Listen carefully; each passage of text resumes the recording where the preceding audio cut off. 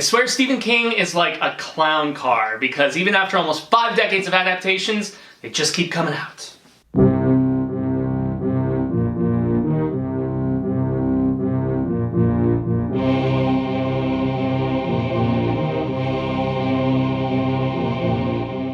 Long days and pleasant nights, fellow travelers, along the path of the beam. I am known on this level of the tower as Jaime Enfuego, and if it please you, join me here for a bit of palaver on Hail to Stephen King. That is Breezy, and obviously, bienvenidos, and welcome you here to Enfuegotainment, the new home of Hail to Stephen King, when I get the opportunity to actually do one of these episodes, because there were some transitionary things happening at the horror show where I did over 333 episodes of this particular program and covered just about everything King under the sun, between all of his books, films, television, you name it. It has been a blast over there at THS, and I'm still very much involved. And we are currently doing press for none other than the Phoenix Film Festival, which is in conjunction with the International Horror and Sci-Fi Film Festival. And I got the chance to finally see a film that's been on my radar for, I'm talking like, I think a year, if not more, but it was initially brought to my attention by the Stephen King Rules Film Festival, which is a very cool showcase that I believe they've done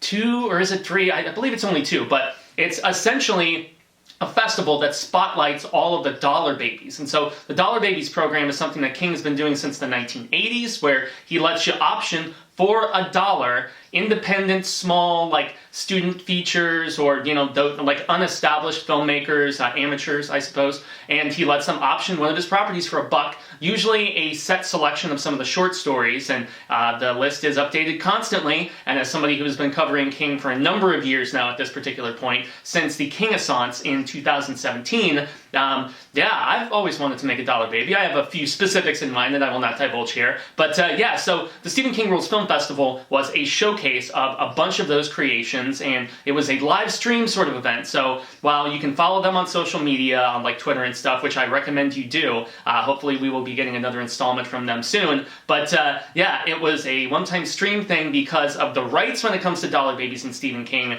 It's only like a festival sort of thing. Sometimes they pop up on the internet and you can find a few, but they're not put up there by the most, what's the word, legally appropriate means, so to speak. But yeah, so Stephen King Rules, that festival rules, and I'm hoping we get another one, but that was where I first saw Daphne Byware.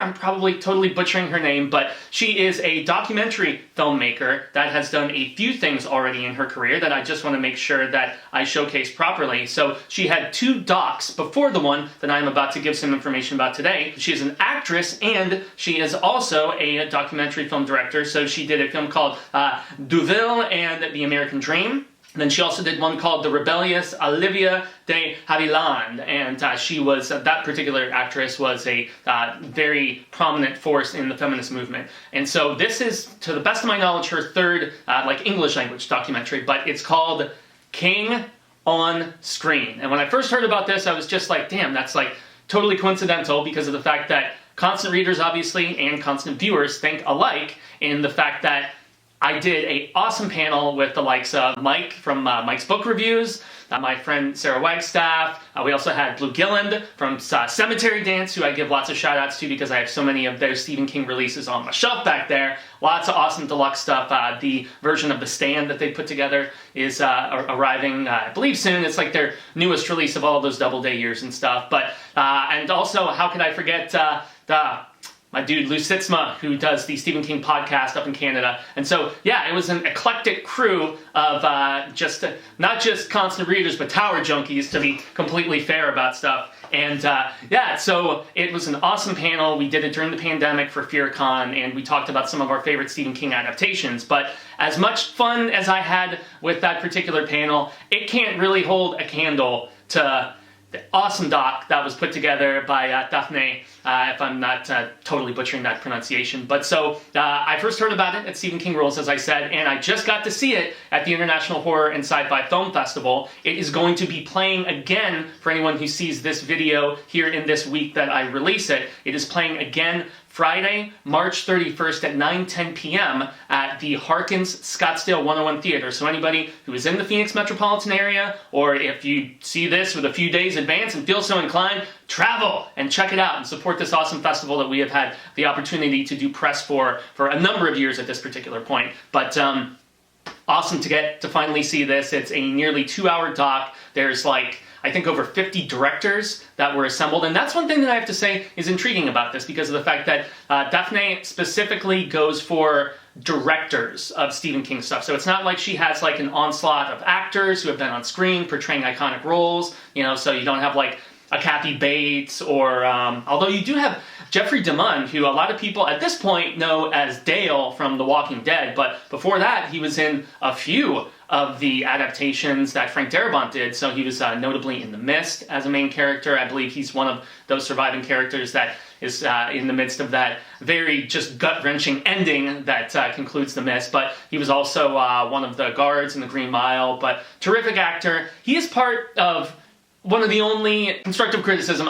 There's a wraparound with the shopkeeper in this, and I believe that is Daphne, and it does tie in with The Mist a little bit, and you see Jeffrey, and so it's the only thing about this that didn't necessarily work as well for me, because I know it was deliberately trying to be cheese, and that's totally fine, but so there is that little wraparound that is part of the process, but then it goes into the real guts of Stephen King and the fact that with over 80 adaptations, both between film and television, and at this point streaming and stuff like that too, which I guess is kind of in the sector of television at the end of the day. But yeah, he is at this point, as it says in the information for the Phoenix Film Festival, the program guide, he's the most adapted living author. He's so prolific, and it's something that is examined between all of these different filmmakers and a few behind-the-scenes people. You get some Greg Nicotero in here as well. But so most of the heavy hitters are in place and present. You get a lot from Frank Darabont.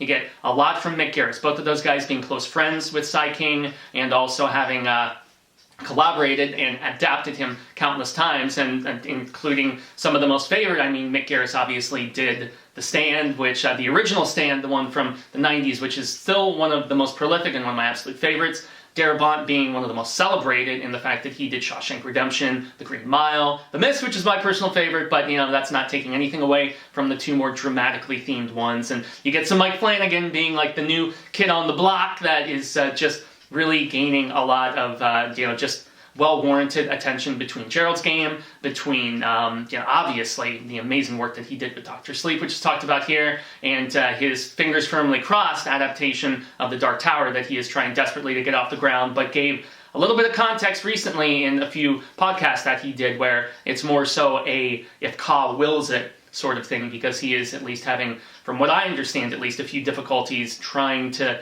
get the funding and the distribution and all this stuff, because it is a process. And the fact that there were two previous adaptations, one not seen by the public, which was a pilot done for Amazon about young Roland, which I'm so excited for and didn't get the chance to check out, unfortunately. I know it's floating around on the interwebs, and a few more prominent King peeps besides me with, bigger connections and stuff have got the chance to see it. But, yeah, and then obviously the feature film with Idris, which is very amusingly absent. You see a poster of it at one particular point, but, praise God at least, or whatever, that we did not end up seeing any sort of crap on that session. It was very, very obviously sticking out like a sore thumb by its absence, blessedly. But yeah, this is very much a praise session from all of these different directors, and it's not just the big boys, like I mentioned. You do have people like Craig R. Baxley, who did some really important stuff on television for Cy King, like Kingdom, I wasn't so big on Kingdom Hospital, but the one that Craig did that I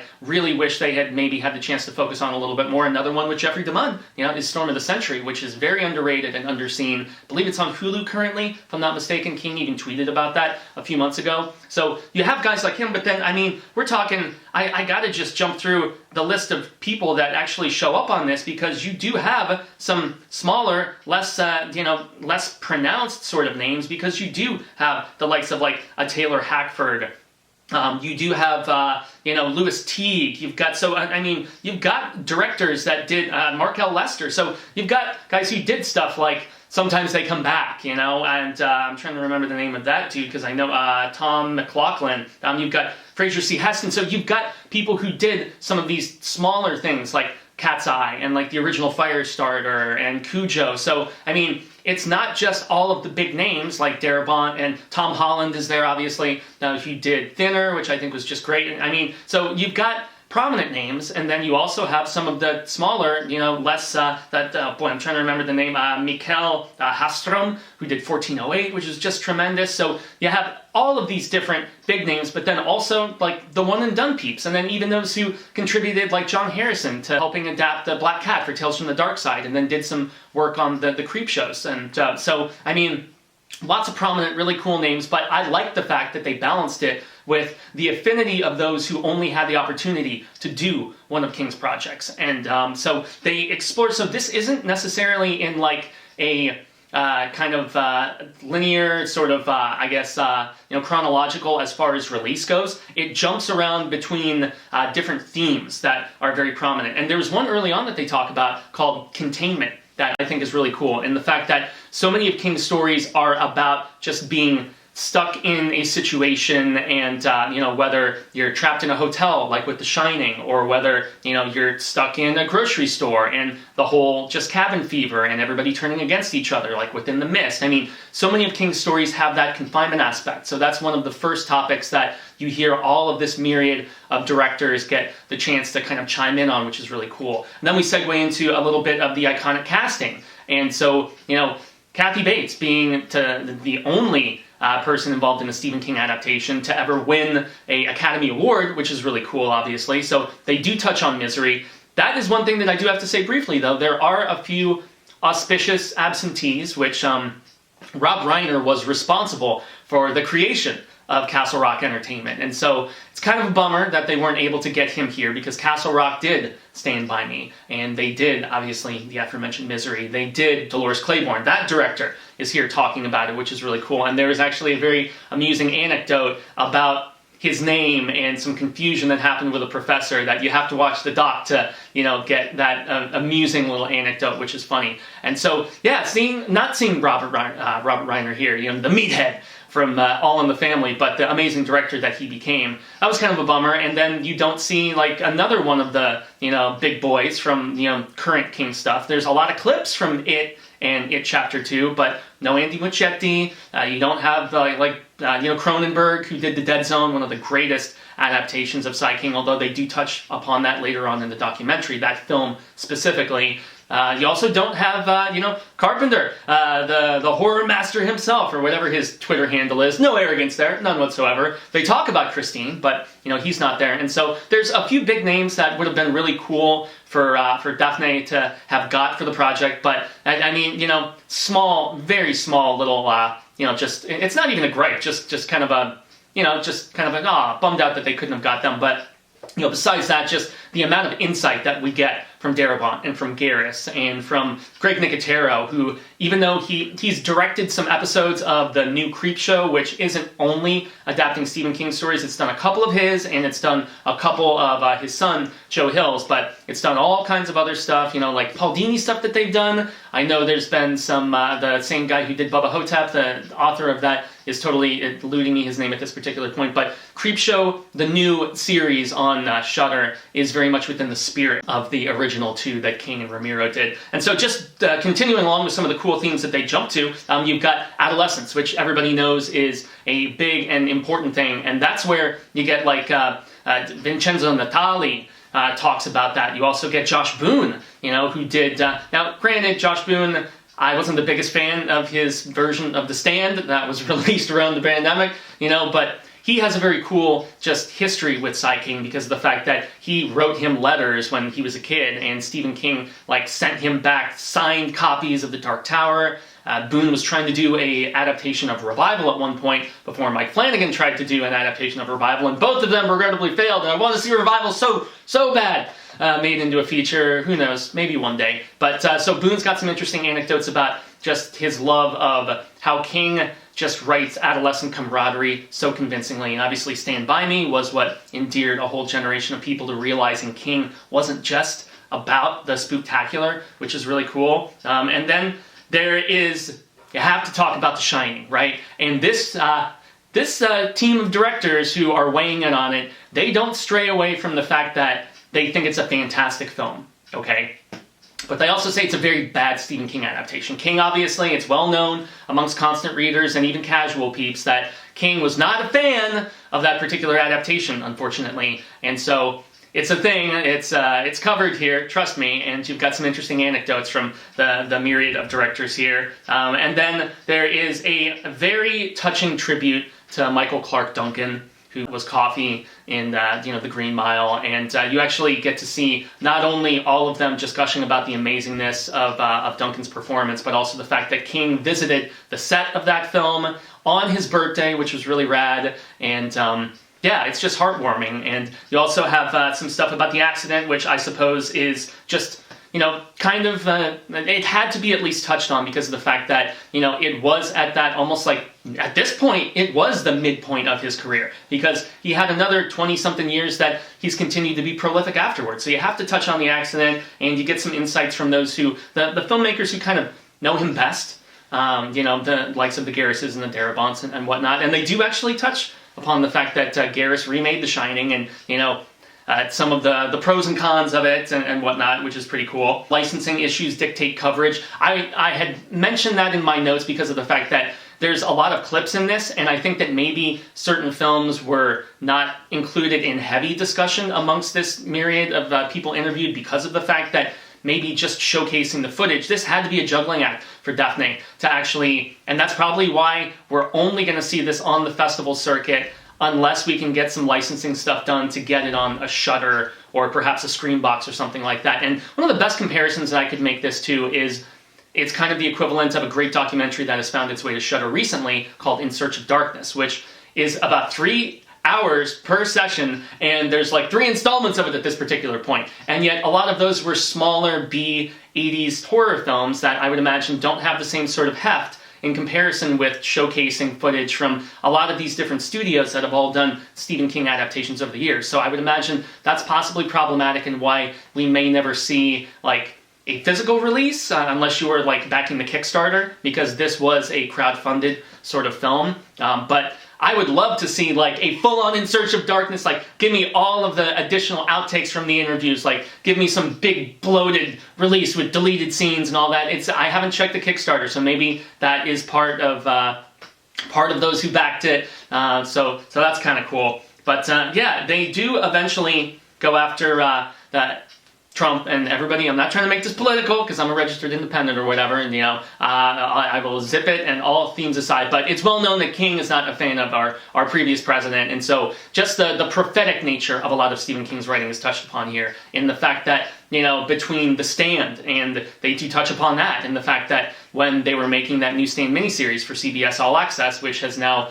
shifted into, boy, I forget what the hell they call it now. I think it's Paramount Plus, if I'm not mistaken, but yeah, when they were making that, boom, a global pandemic happened, so that's crazy. And then also, the stuff with Stilson in The Dead Zone and the Cronenberg adaptation of that, where you had Martin Sheen playing that character. Also prophetic, and so they make some of those correlations, and they even talk with the Cell director about some of the references there, and so that's cool. But yeah, I mean, King, which they kind of conclude near the end of this, is very much a mirror of pop culture, and there's something very much like comforting American apple pie. Like King is like the equivalent of a lot of the food he talks about loving in his books. Like, give me a Big Mac and Coca-Cola. Yeah, it's not particularly good for you, but there is something very heartwarming, I guess, about it. And I know perhaps that's a poor example, but I do feel like it's very much the epitome of what King is about, in the fact that, he is for me and for so many, not just here in America, but around the world, that sort of comforting, nostalgic sort of presence, and I just really appreciate that about him. And I mean, I also like the fact that they consulted a couple smaller directors. Like, there's a amazing, only seen at festivals and at the Stephen King Rules virtual fest that I talked about. The director of Everything's Eventual is here. I believe the director of The Doctor's Case was on this, if I remember correctly, and he was maybe a part of the organizers of Stephen King Rules, if I remember. In any event, it's cool that it's not just the big boys. Like I said, it's people who did stuff like Dolan's Cadillac and, Cat's Eye and things of that nature. Silver Bullet director is here too. So, even though there's a few absentees as far as some of the heavy hitters, most of them are here, and the fact that we get such gushing insight from various others, and they even say at the end, why rewrite Stephen King? Well, if you have something interesting to bring to the table, they talk about the nature of written word versus adaptation, and how King had gone on record to say, during an interview, someone was like, what do you think of what these people have done to your books and blah, blah, blah, hinting at stuff like The Shining and maybe some of the lesser, well-received adaptations. And King's like, what are you talking about? All my books are still there. They didn't do anything to my books. And they talk about just, the visual language of filmmaking in comparison with writing and how sometimes you do have to alter a few things. And so I was so impressed with King on screen, finally getting the chance to see it. So I had to do a video about it here on Hail to Stephen King. Since I returned to Arizona State, I am pursuing a bachelor's degree in film and media studies, so that has been taking, in 2023, my attention away from getting to do these videos regularly. However, since I had taken a little allotment of time specifically for my press coverage at Phoenix Film Festival and International Horror and Sci-Fi Film Festival, I had to make sure that I at least got a Hail to Stephen King episode done this week. And it's back to the grind as we pursue the rest of all of our coverage here thus far for reviews that will be coming to the horror show later on. If you haven't subscribed to the horror show channel, please seek us out over there. And obviously a like, a share, a subscribe here on Enfuegotainment, my personal channel, means a hell of a lot. We saw From Black, which I believe is going to Shudder, which was incredible. Birth Rebirth with Marion Ireland was fantastic. Just watched that last night. Satanic Hispanics was really fun too. That's an anthology with a awesome assembly of directors, so that was both fun and frightening at times, had a nice balance of both of those tones. But I cannot guarantee for sure when the next Hail to Stephen King is going to come. Obviously with releases coming later this year, like The Boogeyman, and whenever the hell we get to see Salem's Lot, there's word that it's just going to drop right to home release and probably a streamer like Paramount Plus or something. But there is already a listing on Amazon for it, releasing in June or July, something like that. So who knows, but there is other King coverage coming. I promise everybody, it's just not going to be on the guaranteed weekly like it used to be. But once again, Friday, March 31st, Scottsdale Harkins 101 Theater, International Horror and Sci-Fi Film Festival, 9:10 p.m. You get a encore presentation of King on screen, and I highly recommend everybody who has the opportunity to get tickets to go and check it out. Another thing that I am trying to find time to do is one of my little side shows is finally obtain this, everybody. Joe Hill Gunpowder. This is the only Joe Hill thing that he has written that I had never read because it's very tough to track down. This was a PS Publishing, and it's sought after. I didn't get the slipcase version or anything, but this is a sci-fi sort of thing about a team of kids, superpowers, futuristic sort of thing. I don't know. It's been a while since I've read the synopsis, but I was finally able to find a reasonably priced copy on eBay. So run to the hill! That is a program all about Joe Hill that is also going to be residing here on Enfuegotainment. So when I get some time, it will be this, and it will also be that Refrigerator Full of Heads, which is a new spin-off comic book from the Basket Full of Heads Joe Hill comic that he did for Hill House Comics. So those will be coming soon, but that's going to be the end of the proceedings for today because I got to edit this video and then head out to the festival. But I extend a grande gracias. I have been Jaime Enfuego. You can find me on all social media sectors like Twitter, Instagram, Facebook, here on YouTube. And once again, the liking, the sharing, the subscribing means a hell of a lot. Once again, shout out to director Daphne and her amazing project King on Screen. Keep an eye on it. They're on all the socials. They're on Twitter, they're on Instagram, they're on Facebook. So yeah, definitely urge all of you to keep an eye out for any potential streaming release for it, if they can negotiate the rights, or any sort of home release. If possible, I mean, this will join Pennywise, the Story of It, and Unearthed, the Pet Cemetery documentary, which are both fantastic as well. Yeah, I would love to own this, and I would love to see a bigger, bloated, all of the deleted scenes, all of the extra interviews. If they could turn this into an In Search of Darkness sort of situation, that would be amazing. But yeah, guys, that is going to do it. So once again, check out the Horror Show channel and the Stephen King themed playlist. That's where you will find all of the over 330 episodes that I did over the years on the Horror Show channel before Hail to Stephen King migrated over here. So once again, I've been Fuego, y'all have been Rad Status as always, and until the Wheel of Ka comes around once more, hasta luego, sen amigos, constant readers and viewers alike, say thank you. I hope we've been well met. We share more of this palaver sooner rather than later, and until then, remember, read Stephen King. Or in this case, I mean, yeah, check out this documentary if you get the opportunity. If not, there are so many of his over 80 adaptations floating around on all of the interwebs to stream.